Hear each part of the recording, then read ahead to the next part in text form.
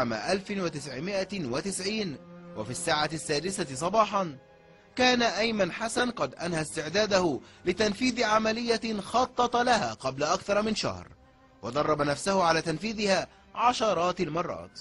المفروض مني أجري 5 كيلو و3 كيلو يبقى 8، أوصل ال8 كيلو دول وأبدأ أشتغل مع ناس لعنهم الله مستريحين، نبدأ نجري أنا وهم قصاد بعض، فأنا أجري 8 كيلو وأوصل أجري قدامهم كمان، فلازم أكون أنا متدرب لا يقل عن 15 كيلو، ولذلك أنا كنت بتدرب يوميا 15 كيلو جري على مرحلتين، مرحلة رايح مشروع عثمان أحمد عثمان ومعايا جيركن مية كبير جري 7 كيلو ونص، وأنا راجع أعبي الجيركن مية وأطلع بيه الجبل جري برضه 7 كيلو ونص.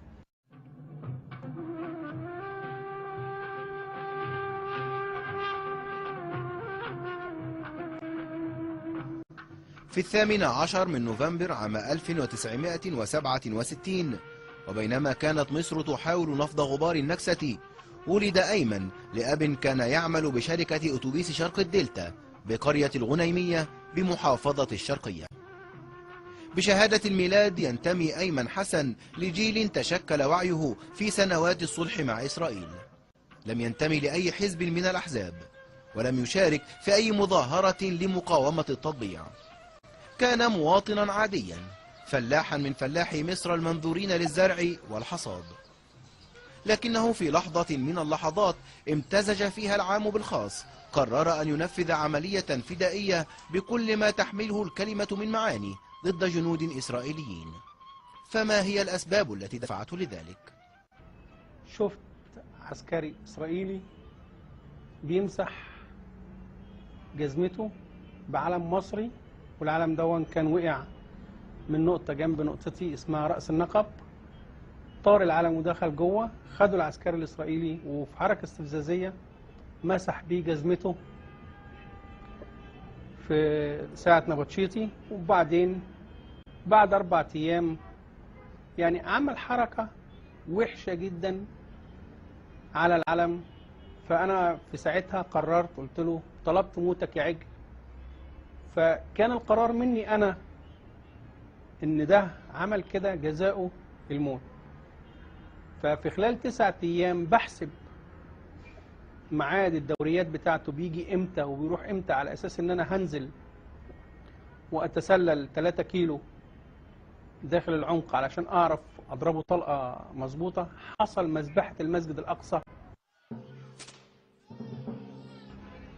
ولذلك كان التفكير ان انا اغير من مجرد عسكري لهدف اتقل، رد فعل طبيعي للي بيحصل لينا على يد الإسرائيليين.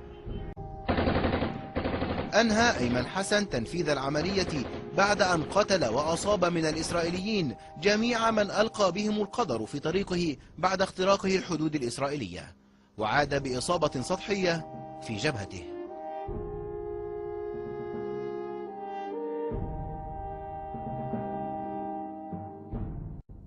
في عربية جيب شفر 2 جهاز تبع مخابرات جيش الدفاع الإسرائيلي طلعة يعني، وهم مقابلة في 30 متر. في طلوعها غيرت الخزنة وتذكرت قول الله تعالى: وما رميت إذ رميت ولكن الله رمى. نشنت عليه، ضربت دفعة في وش العربية، وقفت على بعد 4 متر مني. خرجت من مكاني في العمل العسكري عملية اسمها هجوم وإغارة، من ورا العربية طوقتها، الإزاز كسرت ببوز البندقية وبطلقة. بص لقيت هذا الصهيوني منكفي على وشه وماسك في ايد رشاش عوزي، والايد التانية ماسكة أكرة بتاعت العربية. ضربته طلقتين تأكيد، واحدة جت تحت باطه وواحدة جت تحت ودنه. فانزق، فتح الباب، لفيت الناحية التانية وابص عليه لقيته عميد في مخابرات جيش الدفاع الإسرائيلي.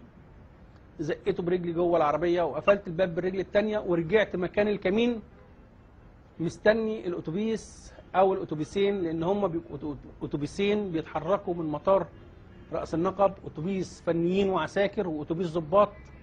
جه الأول أتوبيس الفنيين والعساكر، عمرت خزنة، طلعت من مكاني بهجم على الأتوبيس وبص ما فيهوش حد، وبص كده لقيت الأتوبيس التاني، طلعت البندقية من ورايا، ضربت السواق والاتنين اللي وراه، فرد الأمن غطس لتحت، خدت الاتنين اللي وراه، بضرب من وضع الجري وانا رايح اركب الاتوبيس، ادخل عليهم في الباب لان الاتوبيس وقف وفتحوا الباب.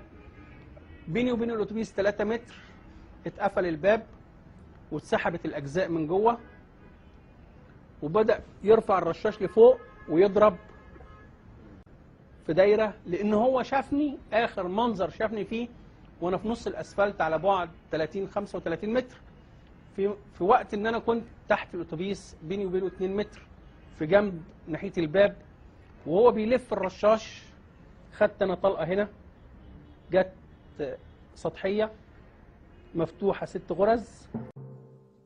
سلم أيمن حسن نفسه للسلطات المصرية، فمثل أمام محكمة عسكرية أصدرت حكما بسجنه 12 عاما في 6 من إبريل عام 1991. لقي أيمن معاملة حسنة من سجانيه وبعض قياداته من رجال القوات المسلحة. في واحد قائد رتبة في الجيش المصري قال لي يا ابني انت حققت حلمي، انت حققت الحلم اللي انا مش قادر اعمله. هو إذن الاتفاق غير المكتوب بين غالبية المصريين الذين لم تنسهم المعاهدات واتفاقات الصلح أن بينهم وبين الإسرائيليين ثأرا لم تبرد ناره رغم مرور السنين.